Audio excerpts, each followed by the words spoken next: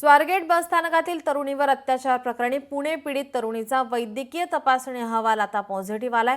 लैंगिक अत्याचार झाल्याचं वैद्यकीय अहवालातून स्पष्ट झालंय।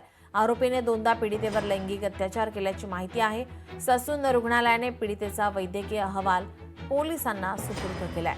तर डीसीपी स्मारतन्ना पाटील यांनी झालेल्या प्रकाराचा घटनाक्रम सांगितलाय आणि त्यांनी सांगितल्यानुसार नेमकं काय घडलं हे समजून घेण्याचा आम्ही प्रयत्न केलाय।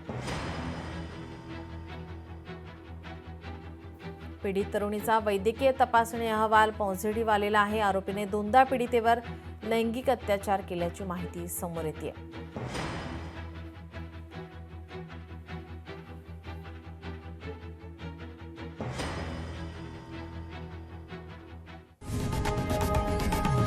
लोकशाही मराठी ऐका, पहा, जागरूक रहा।